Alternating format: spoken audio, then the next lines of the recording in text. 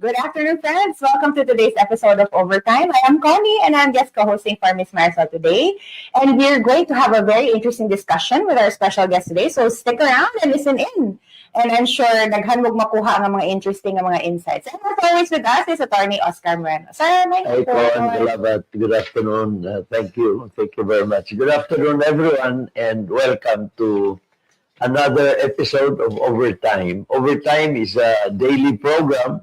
We started this July the 1st of 2022.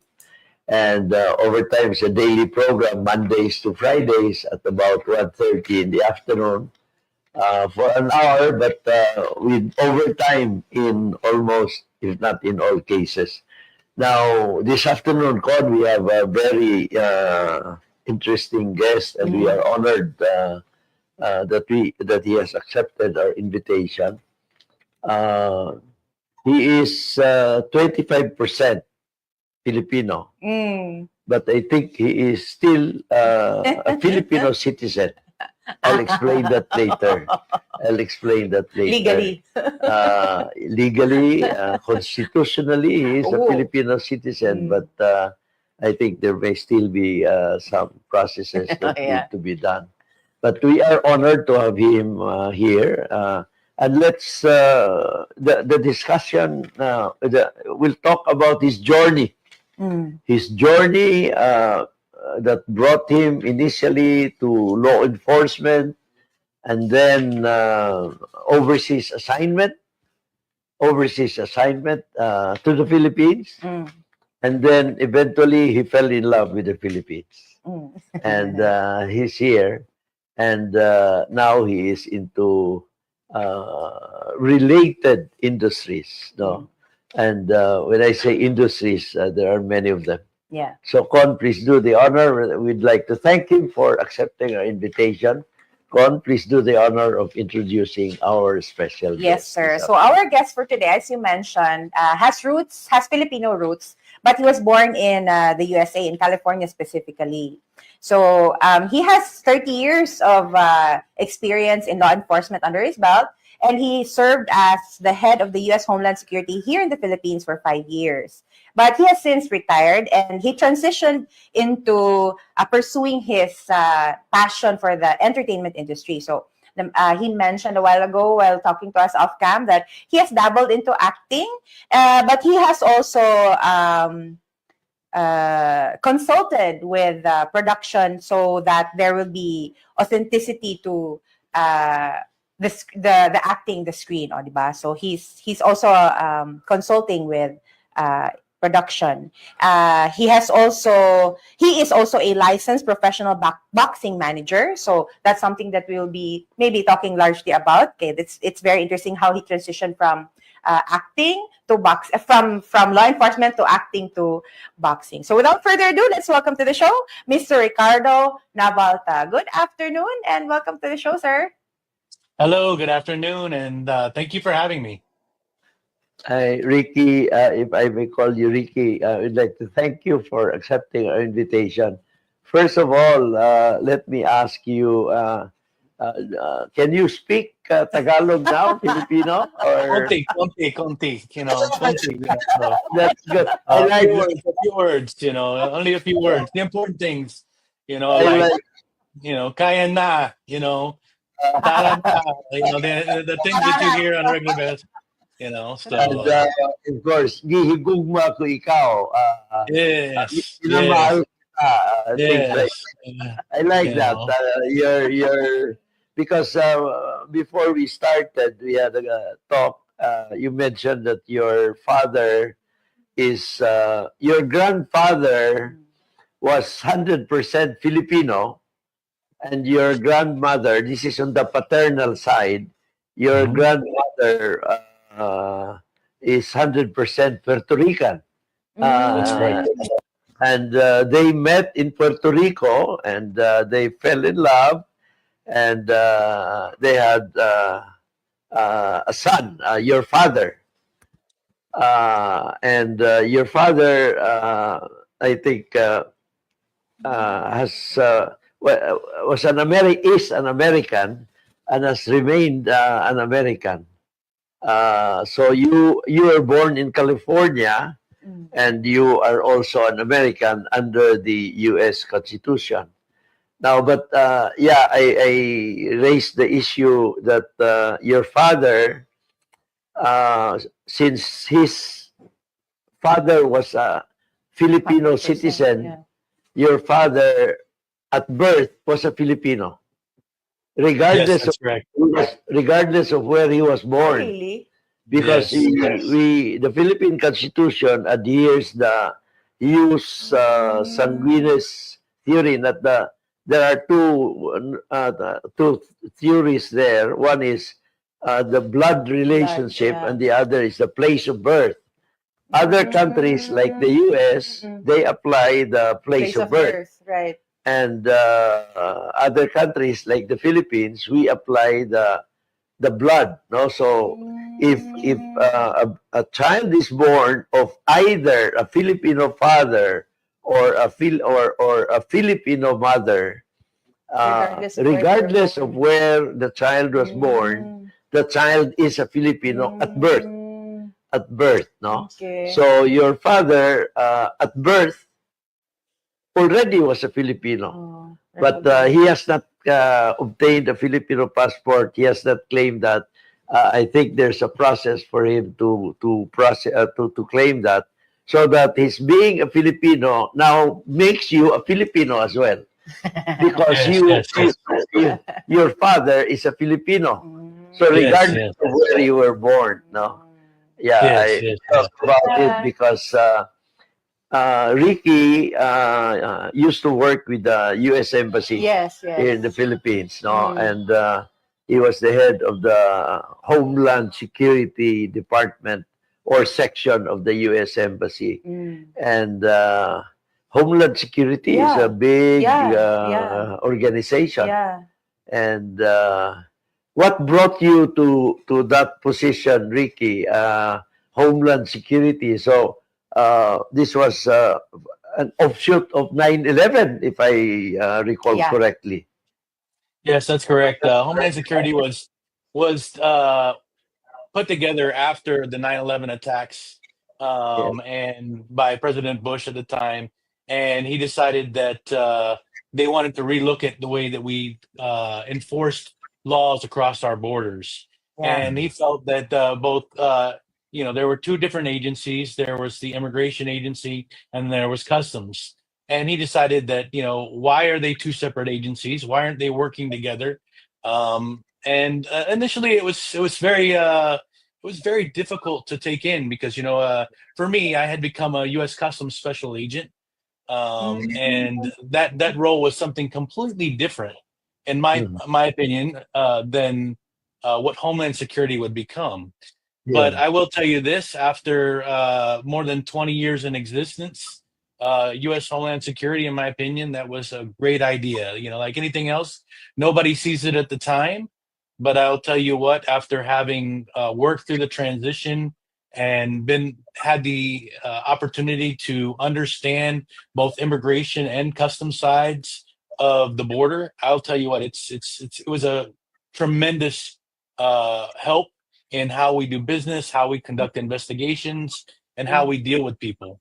So for me, it was like I said, in the initial onset of the organization was a tough change, Yes. because just learning immigration law in the United Yeah. States, or probably any country in Yeah. itself, is extremely difficult. Yeah. And so we had to learn how to do immigration investigations as well. So that was a challenge in itself. But I will tell you this: it opened so many doors for us. It opened a lot of opportunities for us to see things that we didn't normally see, because we didn't share as much information as we should have. And now that we became one agency, the sharing of information really helped uh, really build the foundation of Homeland Security. And even in my opinion today, and I'm a little biased, of course, but in my opinion today, Homeland Security is one of the best agencies to work for in all of the U.S. government. So Yeah, yeah, and in fact, almost at par with the State Department, if I may add. Yeah, I mean the State Department, that's a completely different type of animal, Yeah, but they have a great that's a great job to work at as well. I mean, State yeah, Department, you get to live abroad most of your career. You get to experience all different cultures, and being multicultural like myself, I love to be immersed in other cultures. So that would have been a good opportunity for me had I known about it back in those days. But yeah, my my journey started out as a kid that graduated high school, didn't know what to do.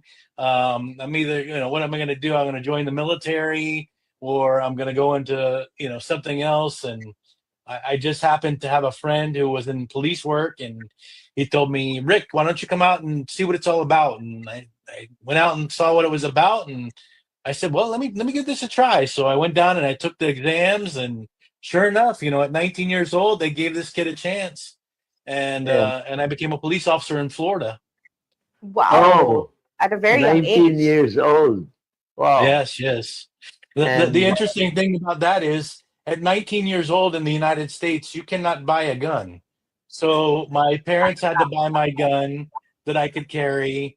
It Yeah. was one of those interesting things that, you can't go legally, you can't go into a nightclub or a bar because you have to Or be at drink. least 21. But here I yeah, am going into bars and nightclubs because that's my job, right? Yeah. So, unfortunately, it's not like you can change that. But I think that was a benefit to them because they saw a lot of hope in me, in the fact that I was so young. So they yeah, gave me the opportunity to work a little bit undercover, and yeah, that was kind of the the real path that started my journey. Is I started working undercover, and working undercover as a young kid, working in nightclubs, and I actually went to college. Like, if you remember the old 21 Jump Street type of yeah, style yeah, show, right? yeah. Yeah. So that was somewhat me. I drove a little, you know, I looked like a little hipster, kid going to school every day, and nobody knew the difference. But of course, they would later find out, that I was working undercover, or whatever it was, depending on the situation. But no, I went to college. I went to college while I was working, and I had the great opportunity, and that's what led me. Once I got my college degree, that's what led me into the federal system. So I had, Okay. yeah. So I had worked for as a task force officer for U.S. Customs and for the Drug Enforcement Administration. Good. So after I graduated college, they said, "Hey, you know what? Why are you staying in the police department? Why don't you try to apply and join the federal forces?" And so that's basically how I got into the federal system and started working, at a much higher level. Yeah, good, Wow. good. Yeah, I remember that movie, 21 Jump Yeah, Street, TV no? series. Yeah. Yeah, Yeah, yeah, you were yeah. like that. Yeah, Adult, yeah, kind of. It was very yeah, interesting because when you're a kid, and I grew up in my dad is retired military. My Lolo was a retired military as uh, well, and my mom's father was also retired military. So uh, you grow up in a middle class family in the U.S. Like, you're not really exposed to too much Mm, hardships in your mm, life, and then here you have to go out and play a drug dealer. You're playing a yeah. drug dealer. You're involved in a game that you've never played before. yeah, But that gets you into, talk about on the job acting training, right? You have to actually go out and Right, right. and tell a story about yourself and convince people that you're not that, one, you're not a police officer, and then two, you have to convince them that that you're a bad guy. And sometimes, I will tell you what, sometimes as the saying goes, I've put my foot in my mouth many times, and had to talk my way out of it again. So you got to be careful with what lies you tell in your Yeah. undercover. You can't tell somebody that, hey, I went to school at this place, and they'd be like, oh yeah, what's the mascot? You better know, because if you don't know, there's only so many bulldogs and pirates, and Yeah. and lucky guesses there, so you kind of learn really quick, and And it you makes a difference. you had a good exposure in law enforcement. Started as a police, and then Yes. worked in drug enforcement and customs, Customs and then in eventually the federal. in homeland security. And Mhm. you've been to many areas, and that's good. You have been exposed. How long have you? So you started at the age of 19. Mhm. The Now you are retired, but you're in your early 50s, still very young, Yes. no? So more than 30 years you were in law Yes. enforcement. Yeah. So almost 33 years. I did almost 33 years in law enforcement.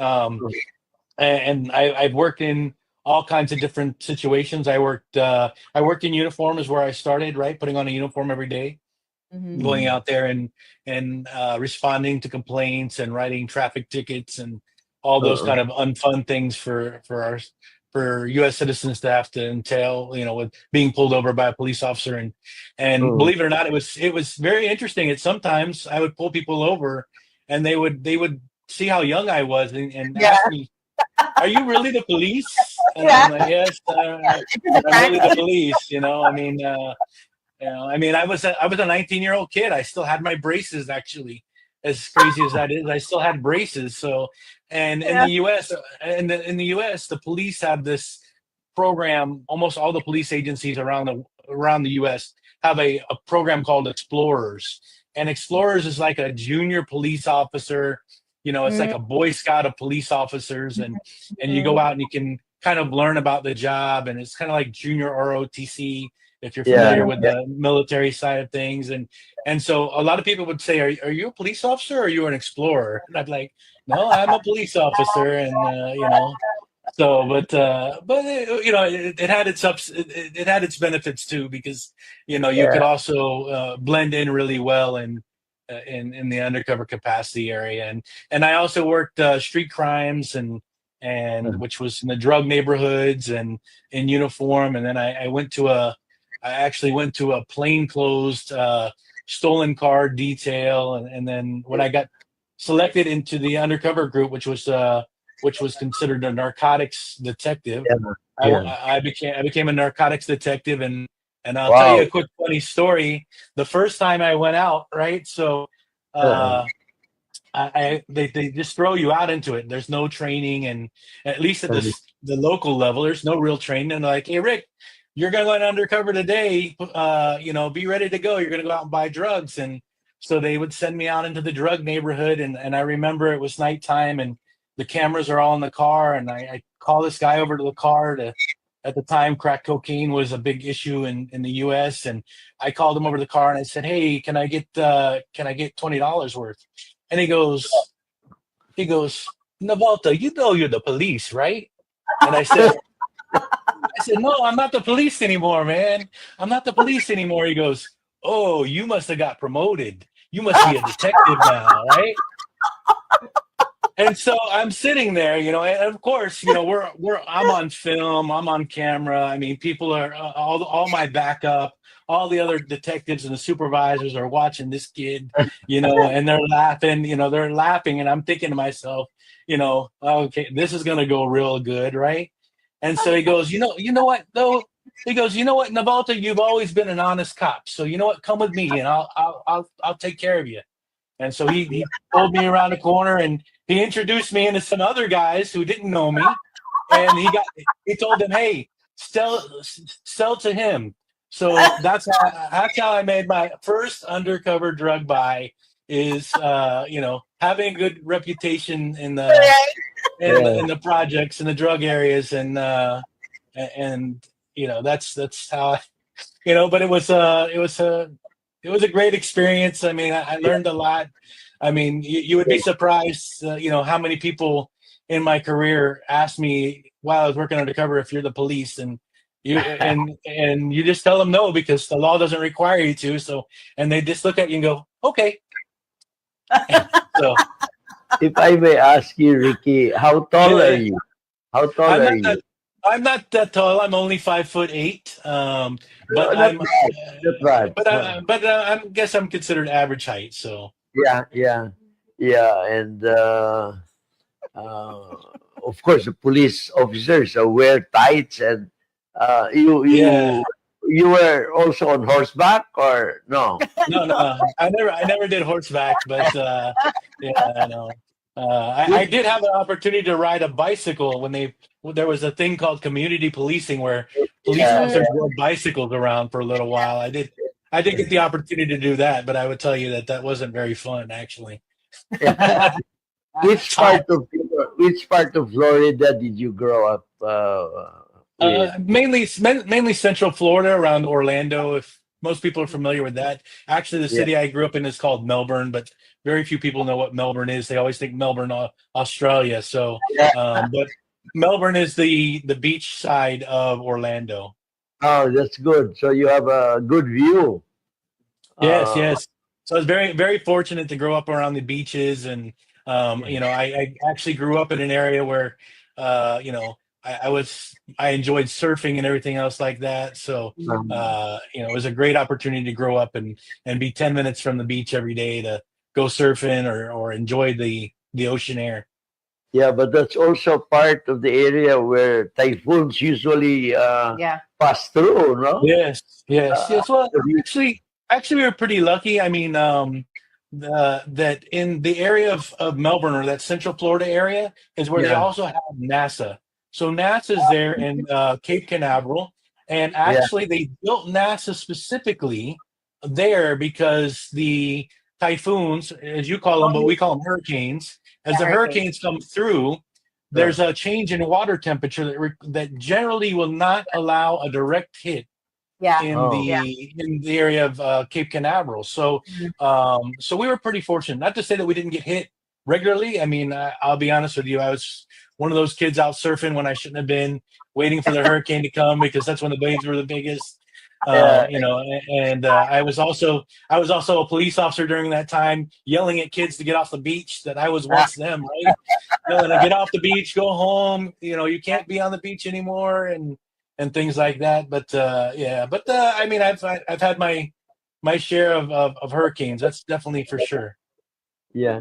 Incidentally, in your assignment in Homeland Security here in the Philippines, you've had, uh, I would say, good performance, Mm. Ricky. I read some news articles, some excerpts, Yeah, uh, yeah. Thank you, thank you. Yeah, and I was very fortunate. I mean, Homeland Security here has a very good reputation, a very good working relationship with all of the local law enforcement, PNP, NBI, uh, the Bureau of Immigration, the Bureau of Customs, all of them, because we handle so many different things. Homeland yeah, Security handles anything that crosses U.S. borders.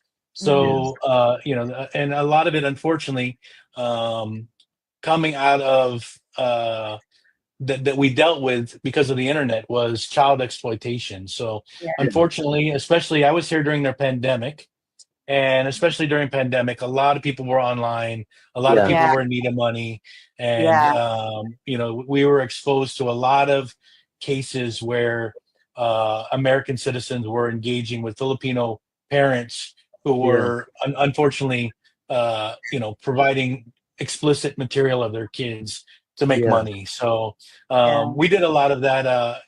Prior to that, in 2018, maybe it was 2019, we actually put on a big event in Gensan and in General Santos down there uh-huh, Mhm. in Mindanao. Here, you know. And yeah, and we hosted about 2,000 kids, and we talked about the dangers of being on the internet and engaging with people you don't know, and we also worked with the PNP, and we had several different the local government there played a great part in help hosting the event, and we really had a good reach to them.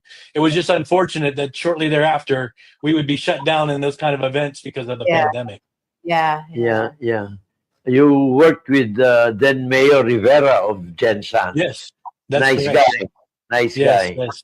Yeah. Fantastic. I mean, they did a great job, Um, also with Golden State College is down there. If you're familiar with the Manilai family, they did a great job of helping us Yeah. get all the Mm, people together. And even Manny Pacquiao, Yeah. senator, he was a senator at that time, and he mhm. actually took a break from the Senate and Uh, got on a video call to also send a message to kids to let them Yeah. know that the dangers of the internet. So it was a very big. It was for us. It was a great good. program, and well, before I lived here, I lived in Puerto Rico, and we did that as well. And for me, Puerto Rico culture and Filipino Philippines. culture are Yeah. so That's it. close.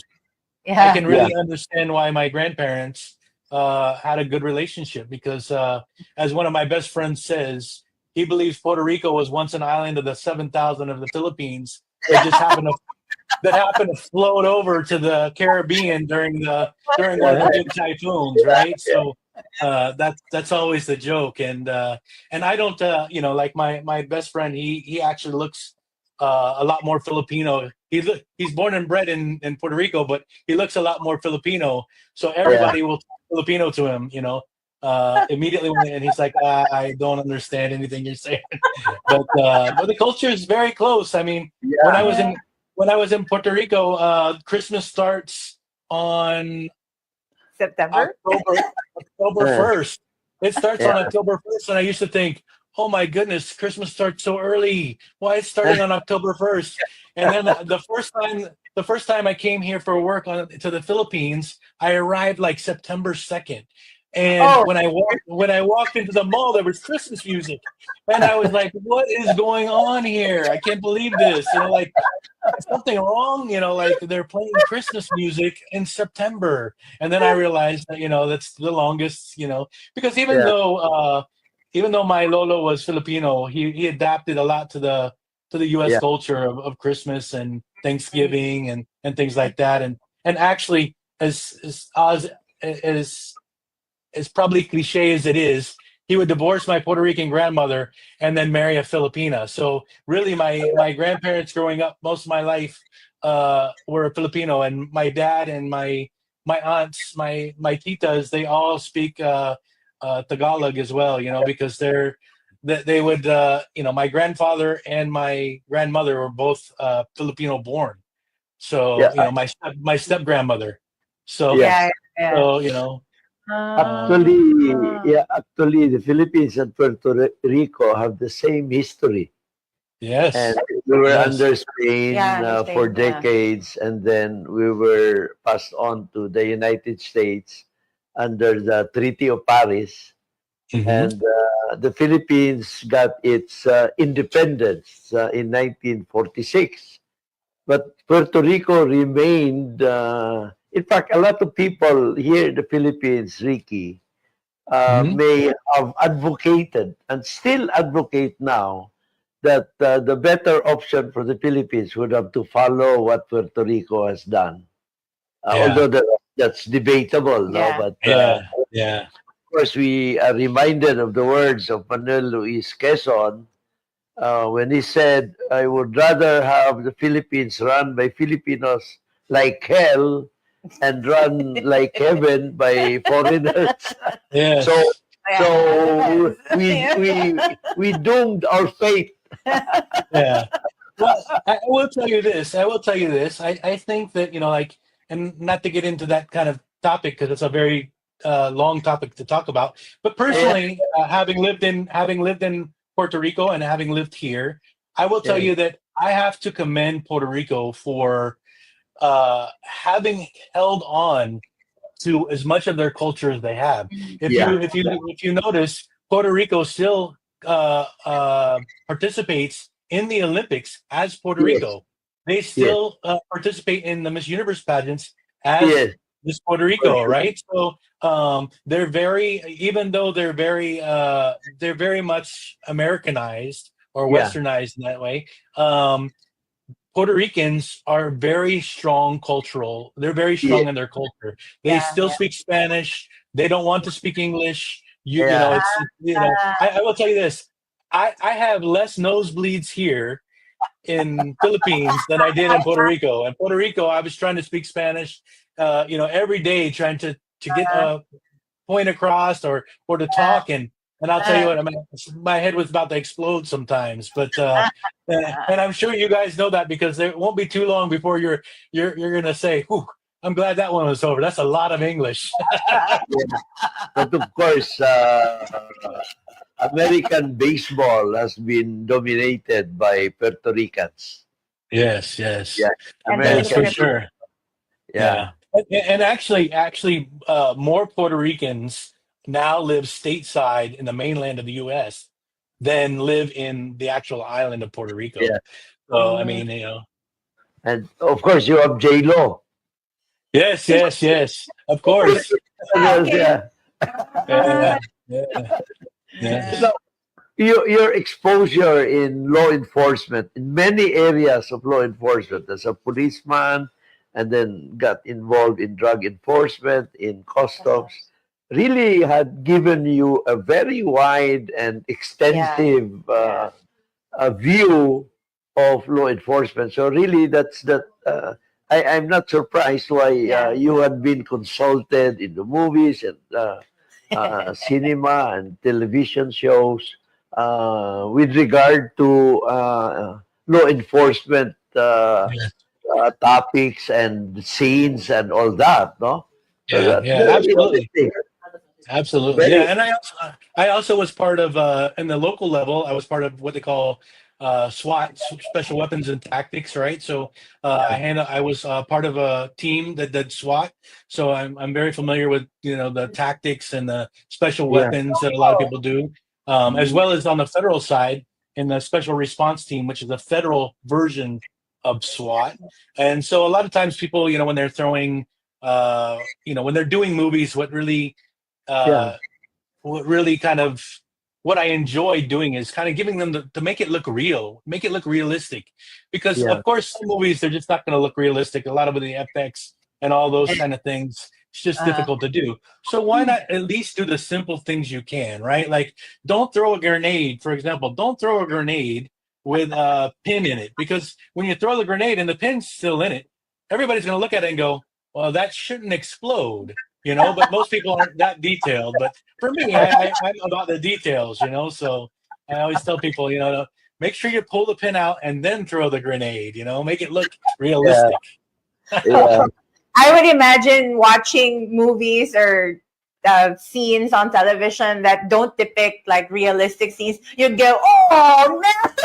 Yes, yes, It yes. would take away the enjoyment. Yes, yes. I mean, sometimes it's just like the way that they walk and the way they talk, and I mean, they've gotten a lot better. A lot, especially Hollywood has gotten a lot better with hiring, yeah, law enforcement consultants, and Yeah, and some of the movies but some of it they'll just tell you, hey, it's Hollywood. We want to make it that way. We know it's not going to look real, but we want to make it that way.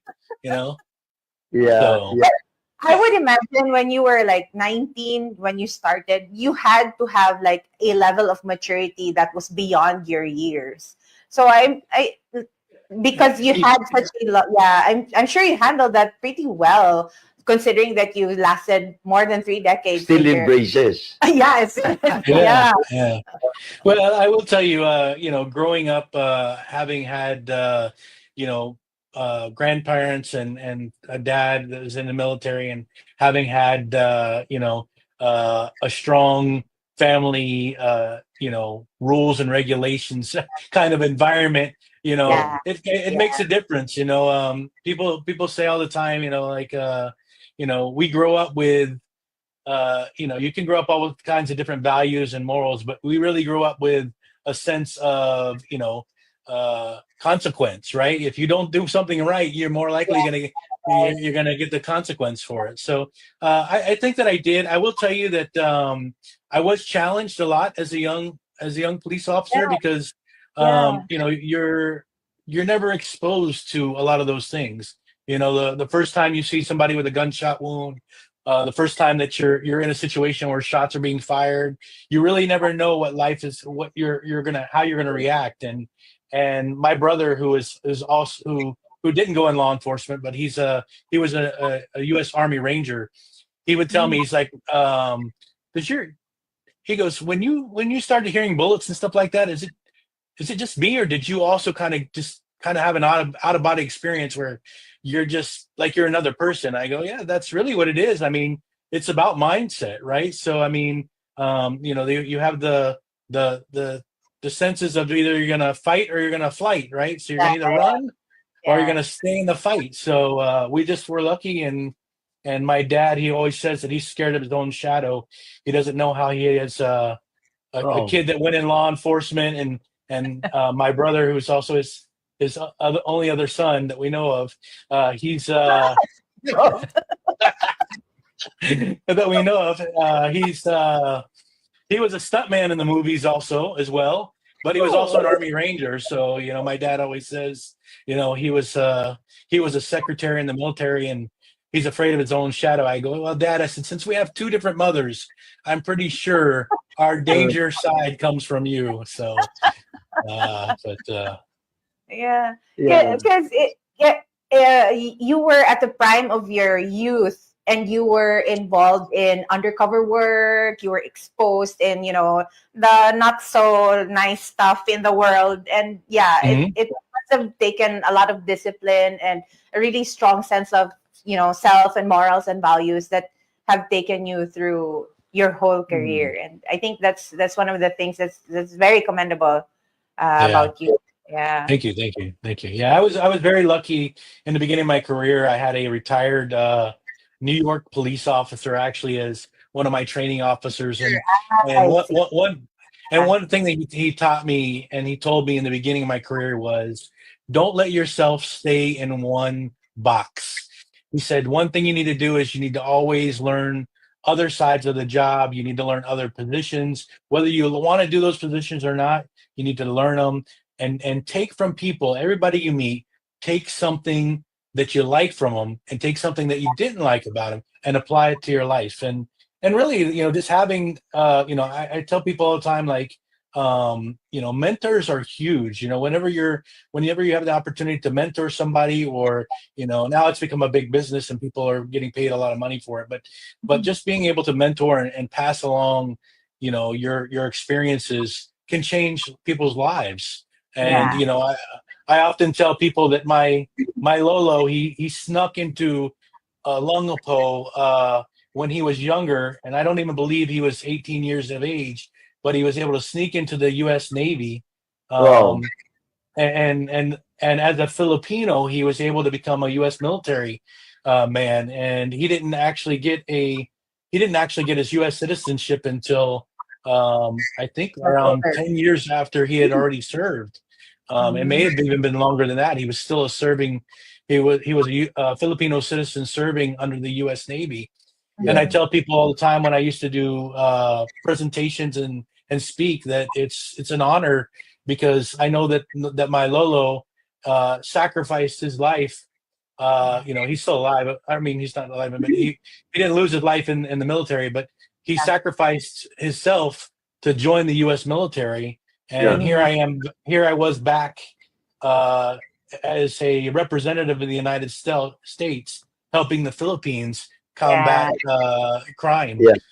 Yeah. So I felt like it was always. I tell people all the time, you never know what your actions or your decisions or the path that you may take will Yeah. result in your own family or even in your own culture.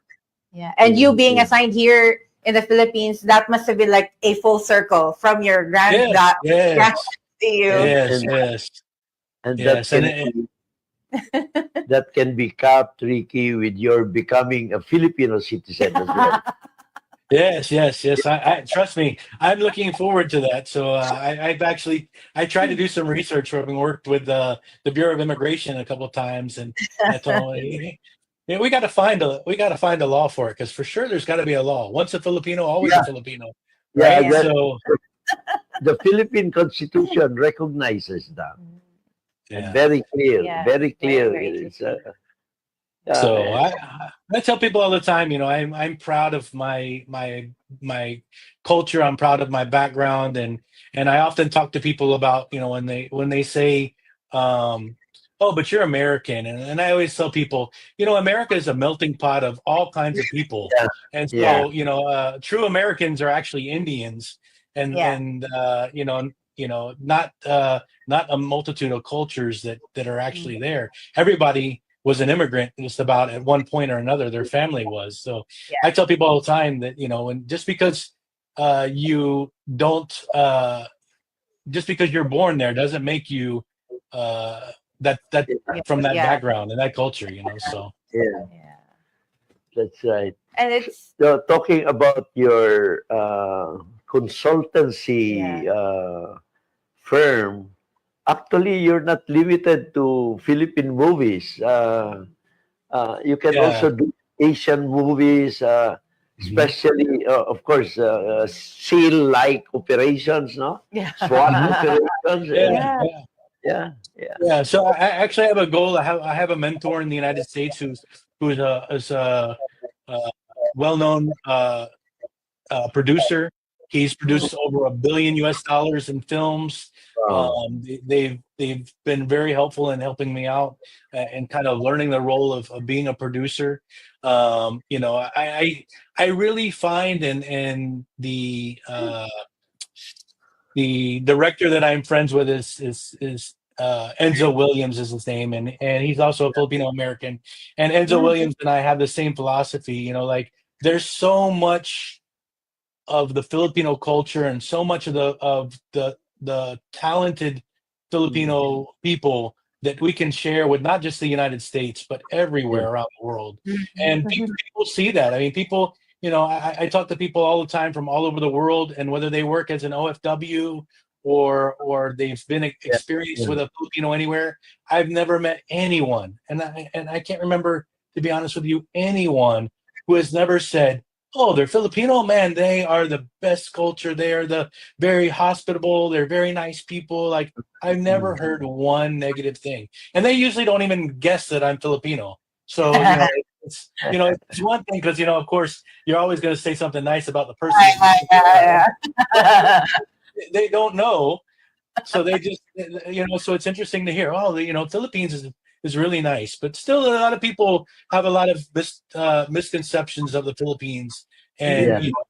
they still think that we live in huts here sometimes, and things like that.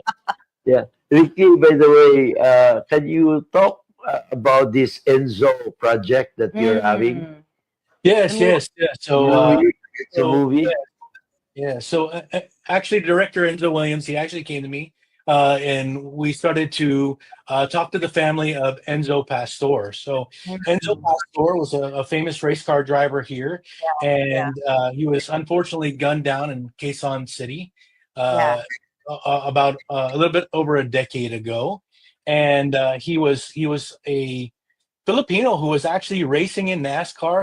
He raced NASCAR in Europe. He was awarded a special award in the United States by NASCAR. And NASCAR is a huge racing company in the United States. A lot of Americans follow NASCAR. Mm. And uh, coincidentally, NASCAR actually was about an hour north of where I grew up in Florida. Yeah. So I got Okay. the luxury of experiencing NASCAR firsthand and everything else like that. So when Mhm. they brought that idea to me, I was very excited to have the Yeah. opportunity, not only because I grew up around an area like that, but also, of course, his story was a little bit inspirational about somebody who came from the Philippines who would have a really promising career in Yeah. racing, and to have the element of being murdered, right? So that's Yeah. another thing. Yeah. Of course, my law enforcement background, I hear murder, I get excited in a way, investigative way, not a bad way, right? But Right. NASCAR, you're referring to Daytona Beach. yes, Daytona Beach, yes. Ah, Daytona Beach, and it's very interesting because I will tell you a quick funny story yeah. is when after we created Homeland Security and after 9/11, Uh, they used to send us to NASCAR and have agents all over the NASCAR fields because they would worry about, of course, any kind of threats. it being a big event, a lot of people, and having little exposure about it. I would be in and out, behind the scenes, everything. And I used to think to myself, there's people in a very expensive RVs in the what they call the infield, which is the middle of the racetrack, and they Mm. would literally have TVs set up, watching, sitting on a couch outside their RV. The TV would be on the RV, and they would And be the race watching it going on around them. TV, and it's just going around them. And I would think to myself, what is wrong with these people? Like, they're spending a lot of money to be on the infield, and they're watching it on TV. So I would quickly learn that it was about a couple things. One, it was about being there, right? So they could say they were actually there. And then two, they like the sound of the cars Right, going right. around That must have been so everything else like that. deafening. Yeah, Yes, yeah. yeah. So yeah, I was very, where I grew up, I'm very fortunate because I was not far from all the Disney attractions, all Mm. the MGM studios, Mm. you Yeah. know, all the Universal Studios, all that other kind of events in Orlando. I grew up with NASCAR in Daytona Beach, where they would not just have NASCAR, but you would have the big motorcycle festivals every year there, Daytona Beach. Bike Mhm. Week and all those big Mhm. festivals. And then I also grew up in close to NASA. So I would be able to see space shuttles go off. I mean, talk about Yeah, just having a lot of great experiences, yeah, Yeah. and then getting to do it. In fact, I will tell yeah. you something that after 9/11, they also required somebody from Homeland Security to be in the launch tower during shuttle launches. And I actually had the opportunity to sit with their Oh, countdown, cool. That's so cool. 3, 2, 1, and then the whole building shakes and the shuttle starts going up, and it's a great experience to having lived in that area, and experience all those different types of things. So I think those all, really exposure. I tell people all the time, like when people ask for advice about raising kids in the U.S. and things like that, and I always tell them, get them exposed to as many cultures as you can. Get them Yeah, Mm. exposed to everything you can, because it really makes you more worldly. yeah, yeah. Yeah. Yeah. And have you tried or have you dabbled in acting or like stunts? Like you mentioned, like your brother was into was a stunt double at some point. Have you ever? Yeah. So my brother, he was a stuntman, and he had the opportunity to be in several different movies, as well as the only TV show that I know that he was in was Prison Break. If you remember that show, Yeah, yeah. yeah, So he was yeah. What's actually a stuntman for Prison what Break is at one time. it? Yeah. So, but no, I guess because again, I did stunts in real life, really. Being on SWAT, and being in helicopters, and having the opportunity, to carry a gun for almost 33 years of my life. That when I retired, that's when I really started getting into kind of learning the acting side of things, and trying to get into film, and learning, because I said, what am I going to do with myself? What kind of skills does a police officer, or a criminal investigator, or a supervisory of those type of people Mm. have in the Mm. real world? And really, I noticed that after talking to a lot of people, that producing, acting, I mean, acting is real life acting, in an undercover capacity. Producing, I mean, we would put on big operations with hundreds of people, so producing and making sure all your T's are crossed and your I's are dotted, and all the Yeah. things. And it's very important in producing, and knowing too, when you're producing, that, oops, there's a Pepsi can in this shot. We got to get that Pepsi can out. Why? Because we didn't get permission from Pepsi to use the Pepsi can, or just Yeah, different things like that that you don't really look at. You really yeah, have to be able to dissect them. And having worked in an atmosphere like with the child exploitation, sometimes we would find a hotel room, and we would only have the picture of the hotel room, and we would yeah, have to take and dissect the picture of the hotel yeah, room to figure out what area it might be in, what year it might be, Wow, like, just like in the movies. yes, just like in the movies, just like in the movies. So, you would Ah, have to do a lot of that kind of thing as well. So I saw that was a good role for me, and I still do consulting. I mean, I'll be honest with you. Most of the consulting that I'm asked to do, having had worked at the embassy, is can you help me get a visa? So, Ah, you know, I get that a lot, but and I do consult for helping people to get visas and help them to understand yeah. because I also understand the process. I have family. I still have family here in the Philippines, and they all want to go to the U.S., but not all of mhm, them meet the requirements to get the visa. So mhm, I always help them to understand like what you need to do and what's the important part of when you apply. And I tell people all the mhm, time, don't waste your money. You're wasting your money. You're spending 108, 10,000 plus pesos for a mhm. visa before you do your research. Learn, Yeah. look into your research. Make sure you can actually 10,000 to most Filipinos is not a dollar, right? So, Mhm. Yeah. I tell them stop wasting your money and take the time and do some research. Get on YouTube or get a Mhm. consultant and Yeah. and ask the Yeah. consultant to help you through it. So, I do that kind of thing as well, and really I kind of just dabble in everything. I mean, we talked about earlier. Yes, I do. I'm going to give a shout out for your WBO international champion, Charlie Hmm. Suarez. Charlie Suarez is a Filipino. He's Yeah. also an Army soldier here in the Philippines. He's a fantastic boxer. He's won every match that he's an undefeated boxer, and Uh-huh. we had the I am the I'm very fortunate to have been given the opportunity, along with several others, to be able to go to the United States with him and have and watch him perform, and that's all thanks to my relationship with him and Chavit Singh Song, Gov Chavit Singh Song, Ah, okay. having brought Charlie Suarez in, and I mean, he's very good at identifying talent. I mean, obviously Manny Pacquiao, right?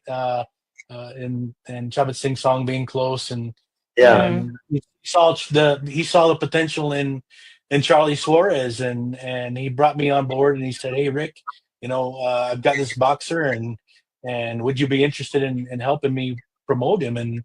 And so we did, and I'll tell you what, I'm very, he's a great guy, very humble guy. Yeah, there he is, right there on the screen. Very humble guy, and that's his coach right there. You can see his coach Delphin, another army veteran as well, and still currently Mm. with the Philippine Army, and those guys. I mean, they represent the Philippines, in a way that just I don't, just so you know, I do it for free. I don't do, I'm there beside their side, because I believe in helping good people, and they're great people, and they have great Yeah. Charlie has such great talent. So I'm hoping that you know Mm. unfortunately, as I tell people all the time, we need to really help promote him, because most people, if you ask, do you know any boxers in the Philippines? And they'll say, yes, of course, Ni Manny Pacquiao. Pacquiao. Can you name another boxer in the Philippines? And they go, no, right? And so, unfortunately, I think that we need to try to help Charlie get some good recognition. But now that he's the WBO international champion, we're hoping that he'll fight again here soon, maybe by March. And that's how I got into boxing promoting. I mean, thanks to Chabot Singh Song, he told me, he said, "How do you feel about doing boxing promotion?" And I said, "Sure, get into it. Let's do it. Let's make it happen. If I'm helping a Filipino, then then Yeah. I want to do it." So that's how I got into boxing promotion. I'm a licensed boxing promoter in Arizona. I'm also a licensed boxing promoter. I'm sorry, boxing manager here in the Philippines, and I am very thankful to both Chavit Singh Song and Charlie Suarez for giving me the opportunity to be part of their team.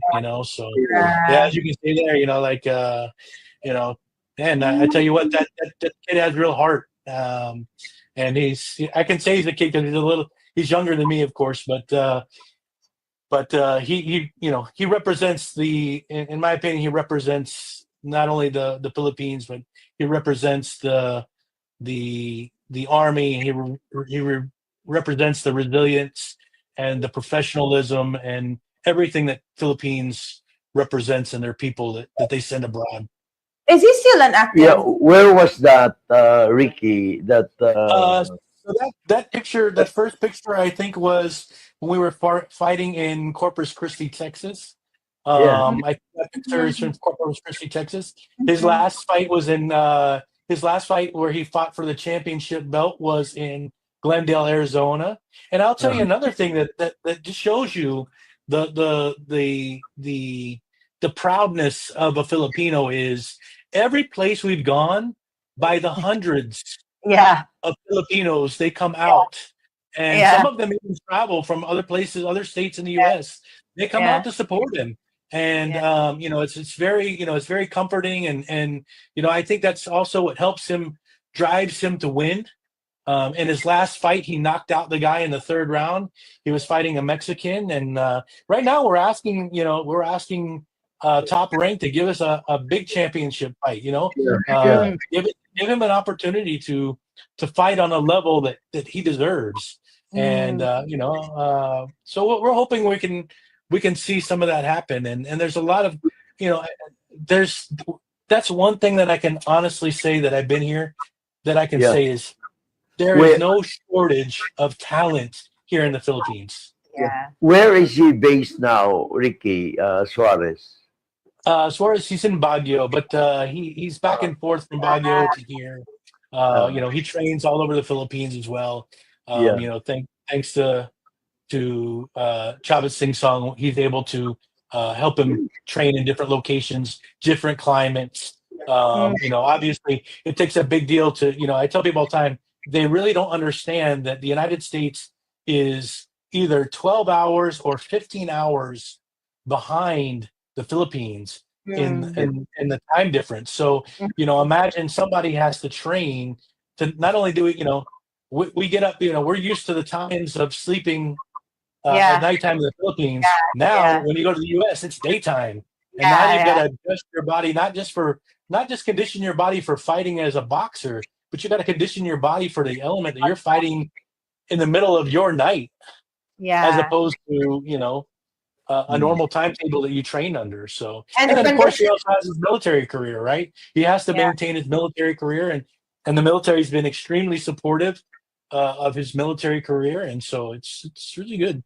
Oh, yeah. so he's still an active military personnel. Yes, both of Oh, them, both Coach Delphin and uh, Charlie are both active members of the military, and we have to work around their schedules, and we have to hope that any yeah, kind of deployments or anything that they have does not affect it, because that's important. yeah. Oh, That's good. That's mm. good. And who else are you grooming for professional?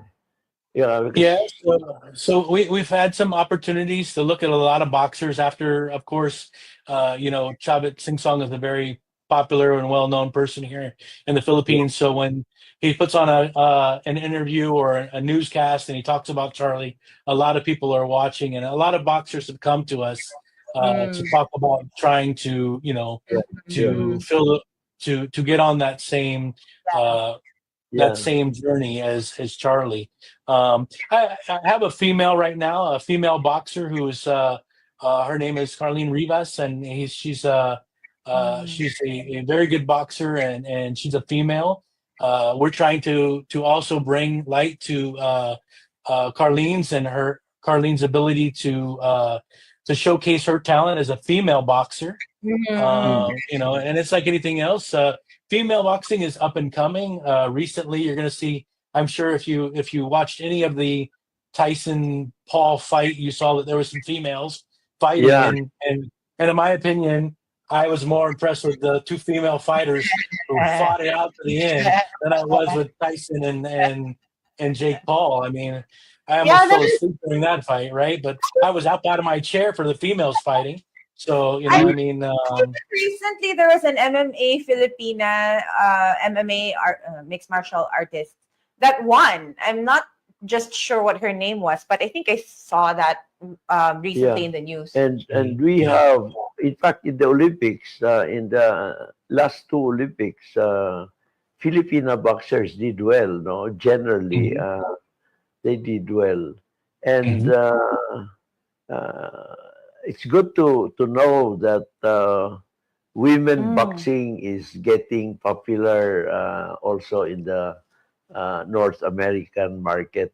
Ricky, good to Yes, I know. mean, yeah, I mean, it's very important to, it's really important to showcase and give opportunities to Filipinos Yeah, who sometimes wouldn't have the opportunities, and I often am reached out by social media as to people who are looking for opportunities, and I always keep them in mind, and like I said, I was very happy actually to get Carlene's Rivas, who came to me and said, I'm a champion as well, and I would like the opportunity to fight. To showcase my talent as well, Yeah.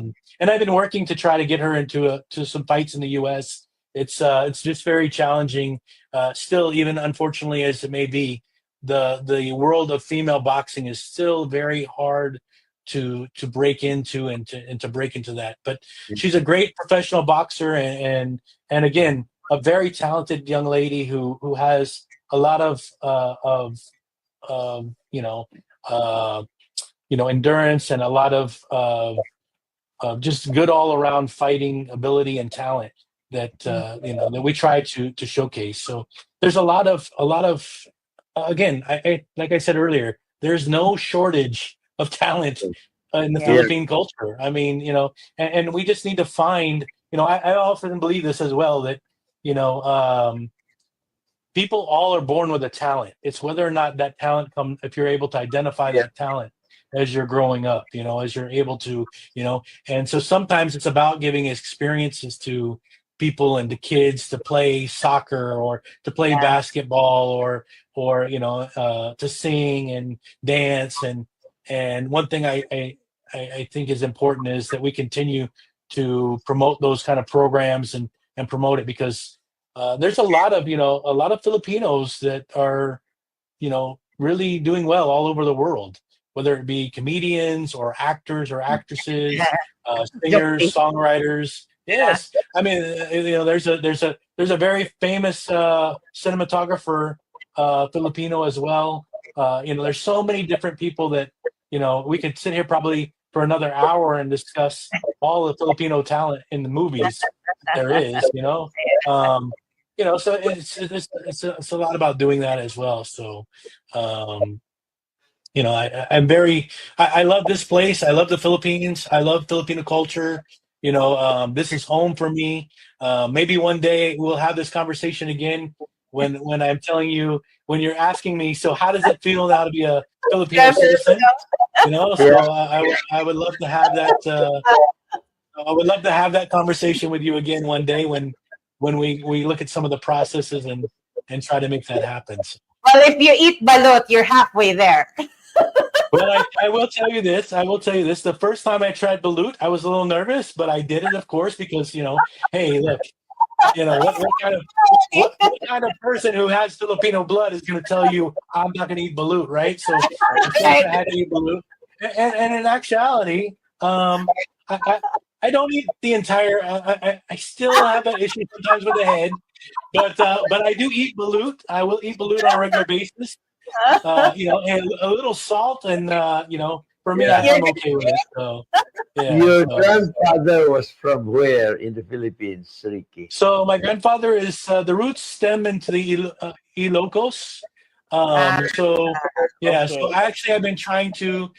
So we have roots in Ilocos. We have roots in all Central Luzon. I'm often told that there's Navalta families, also all very far north in the island. And actually, I did a genealogy thing. I did this thing called Ancestry.com, where I did Yeah. results, and it actually identified that my bloodline is from the Ilocos, and in Central Luzon. It Mhm. actually is 25% Ilocano and Central Luzon. And it said at one Mhm. point I was 2% from Mindanao. And I said, how is that so? How can they pinpoint that I Yeah. have 2% of my blood being from Mindanao? And Mhm.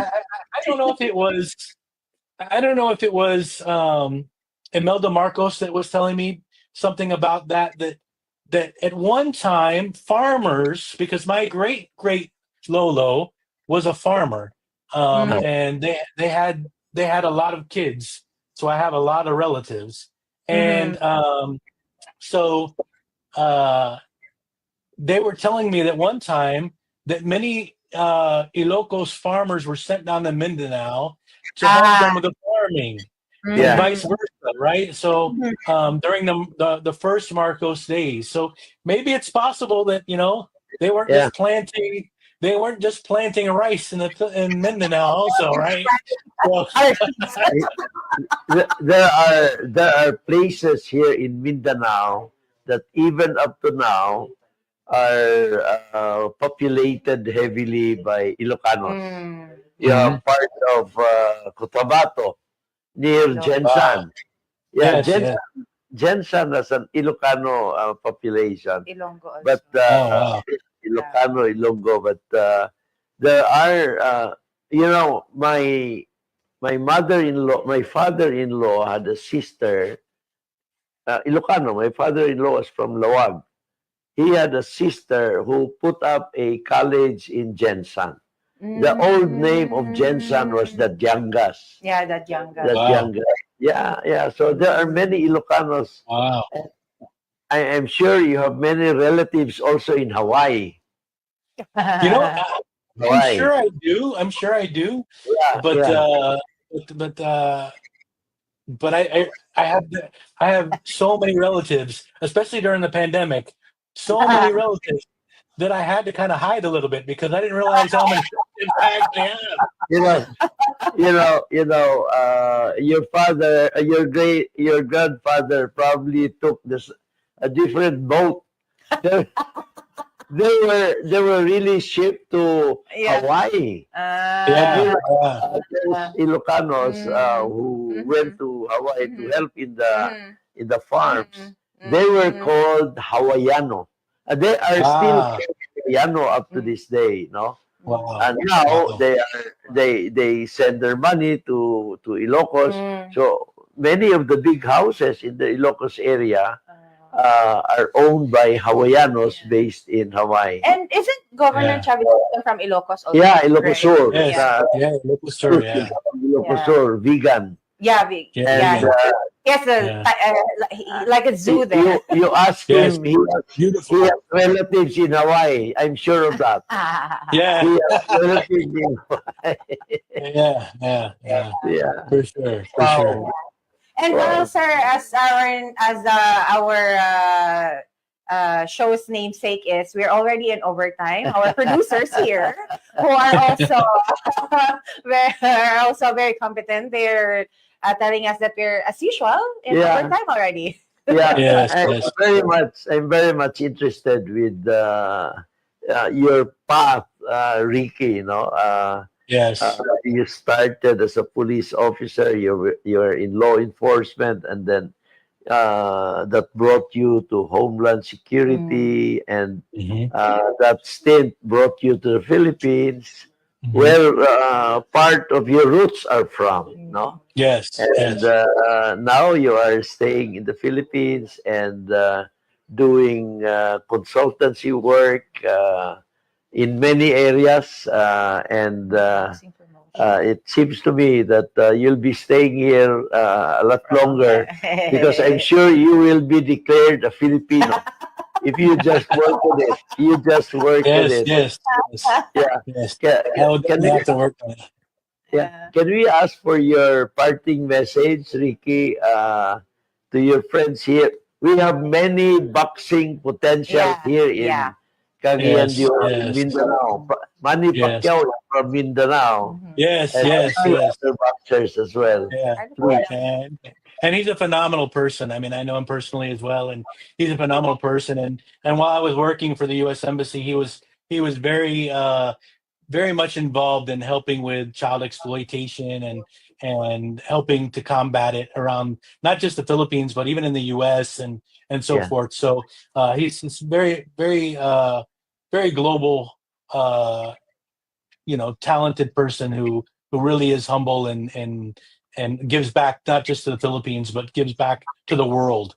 So and in closing, like I really want to thank you and both of you, and I want to thank Shine as well for having introduced me to you guys and giving me this opportunity to talk to you guys. And as we progress again later on down the road, hopefully we can have another discussion on some new ventures that I'm involved in. I'm very, I love the Philippines. I love helping people. I really believe that that's why I got into law enforcement.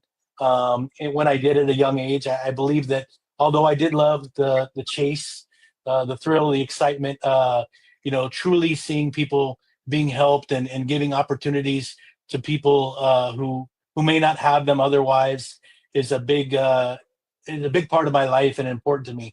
So maybe down the line, when other talented individuals are partnered with me, we'll have another conversation about their success and their journeys. So, but no, thank you very much. It's very fun to have these kind of conversations because when you're retired, you don't have too many interviews anymore. As opposed to when I was working, I was doing Yeah. several interviews and several press conferences and things like that. So thank you very much. You allowed this retired guy to get a little bit more spark in his step today. So you definitely have a great channel here. I love the fact that you guys reach out to people outside of Mindanao and who would have known that I would even have some kind of root or connection to Mindanao, right? Yeah, So right. having come out in the conversation. So again, I love what you guys do. I think it's great. And anytime I can help you or anything I can help you with, just let me know. And you can find me on social media under Ricardo Navalta, Rick Navalta. You can find us under our www.enzopastor.com Ah, to read about the to mhm. read about Enzo Pastor and his journey through life and what he may have become. And I guess that's what I'm about. I really believe in inspirational things, and Yeah. one of the things that I'm working on that I hope that we'll be able to talk about again is working on an outreach program. I told you about in the beginning about the outreach program in Gensan that we did, and that we Yeah. got a lot of support from the local LGU and from the local community and the mayor's office there. And really people is getting and educating Filipino children about the dangers of the internet. And I Yeah. hope I'm currently trying to work with a couple people on organizing a nonprofit organization that will uh, allow us to go out and do presentations to our kids, to our LGUs, to really educate people to, because it's an important part of our culture, and we want to make sure that uh, we offer some sort of education, some sort of outreach, Yeah. some sort of support, because that's one thing that I will tell you in my career that's the hardest to deal with of all the different aspects of my career is seeing children hurt, whether it be Yeah. through child exploitation, through accidents, through different things like that. So hopefully we'll have an opportunity to talk about that in the near future, Yeah. and we'll also be able to include you in the outreach program itself. So Yeah. Yeah. Thank That would you. be great. Thank you. Yeah. yeah. Yeah. And sir, your Yeah. Thank you. takeaway for this Yeah, episode? Ricky, at the end of every episode, my role is to give my takeaway, no, from Okay. this episode, no. And I have a very, very interesting takeaway, which is, having known you, and of course, your path brought you to the police work at a young age, and indeed, you were quite young for that kind of work, but you did well, and of course, you joined the federal government. And having joined the federal government, you were given opportunities, not just in drug campaign against drugs, but also in the customs work, no? And Homeland Security was established precisely to respond to the global threat of terrorism. And indeed, your having been involved in Homeland Security was a good work. And I'm sure you have in many ways helped ensure that peace would reign in our land and, of course, in the U.S. and in the world as well, no?